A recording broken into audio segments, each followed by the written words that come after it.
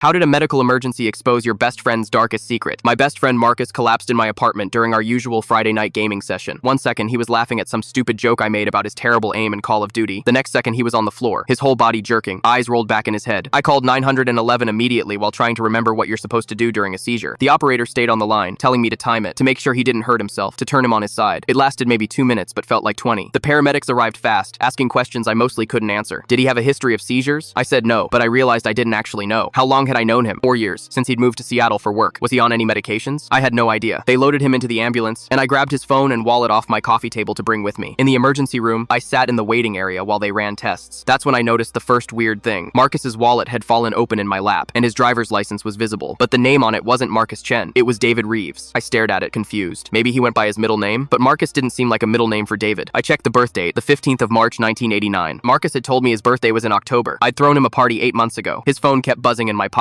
Text messages coming through even though it was locked. The preview showed enough to read the first lines. Status update required from a number with a 703 area code. Confirm location immediately from another unknown number. Protocol violation will result in termination from someone named Catherine. None of Marcus's actual friends texted like that. We sent memes and talked about basketball and complained about our jobs. These messages sounded official, almost military. The nurse called me up to the desk and asked for Marcus's insurance information. I handed her the wallet. She looked at the ID, typed something into her computer, frowned. This card isn't in our system. Does he go by another name? I told her that was the only ID he had. She tried a few more searches, then said they couldn't find any medical records for David Reeves at any hospital in Washington state. Like he'd never been to a doctor here. Like he didn't exist in their system at all. I went back to the waiting room and opened his wallet more carefully. Behind the driver's license was another ID. This one with a different photo, but the same face. Different name entirely. Christopher Walsh. Different birth date. Different state. My hands were shaking. Why did my best friend have multiple identities? A doctor finally came out and said Marcus was stable, that the seizure seemed to be a one-time event caused by extreme stress, but they wanted to keep him overnight for observation. She asked if I could list his emergency contacts. I said I didn't know any family, that Marcus had always said he was estranged from his parents. The doctor looked uncomfortable. She said they'd found a medical alert bracelet under his shirt. It listed an emergency contact, but the number had a DC area code. They'd called it, and someone was flying in tonight. I asked who it was. She said she couldn't share that information, but they'd identified themselves as his handler. Handler, like he was a dog or an asset. I sat there for 3 hours, my mind racing through 4 years of friendship, looking for clues I'd missed. Marcus worked in tech, but I'd never visited his office. He traveled constantly for work, always last-minute trips he couldn't talk about. He'd get weird phone calls that he'd step outside to take. He never posted on social media. He paid for everything in cash. At 11 p.m., a woman in a dark suit walked through the ER doors and went straight to the nurse's desk. She didn't check in or ask for directions. She knew exactly where to go. The nurse pointed toward Marcus's room, and the woman headed that way without stopping. I followed her. I don't know why. Maybe because 4 years of friendship meant I deserved answers. Maybe because I was angry that my best friend had been lying to me this whole time. I got to the room just as she was closing the door. Through the window, I could see her standing next to Marcus's bed. He was awake now, and the look on his face when he saw her was pure fear. I pushed the door open. The woman spun around, her hand moving to her hip where I could see the outline of a weapon under her jacket. That's when I saw what was really happening, and everything I thought I knew about Marcus shattered completely. The rest of the story is on my channel or linked below. The woman's hand moves to her weapon with practiced efficiency, but she doesn't draw it. Her eyes, cold and calculating, assess me in a fraction of a second. Who are you? She demands, her voice low but commanding. Before I can answer, Marcus's heart monitor beeps faster. His eyes find mine, and what I see there freezes me in place. Not just recognition terror, pure unfiltered panic. Get out, he rasps, his voice barely audible. Please, just go, now. The woman positions herself between us, her stance subtly shifting to something more defensive. Agent Chen, stand down, she says without looking at him, her eyes still fixed on me. Agent Chen? I look from her to Marcus, whose face has gone ashen. He doesn't know anything, Marcus says to the woman. Catherine, please. He's just a friend who was in the wrong place at the wrong time. Catherine, the name from the text messages. Your cover is compromised, she tells him, her tone clinical. We need to assess the damage. I step further into the room, anger suddenly cutting through my confusion. What the hell is going on? Who are you people? Marcus tries to sit up, wincing in pain. I can explain. Mr. Chen is a federal intelligence operative working undercover. Catherine interrupts, finally turning to face Marcus. And you've just walked into an active operation. The words hang in the air between us. Federal intelligence, undercover, the multiple IDs, the mysterious texts, the fear in his eyes. It's all starting to make a terrible kind of sense. Is that true? I ask Marcus, hating how my voice breaks slightly. He looks at me, and for the first time in 4 years, I see something genuine in his expression. Regret. Yes, he admits quietly. I've been on a deep cover assignment. I'm sorry. Catherine checks her watch, then moves to the window, scanning the parking lot below. We don't have time for reunions. The extraction team is en route. Extraction? I repeat. What does that mean? You're taking him somewhere?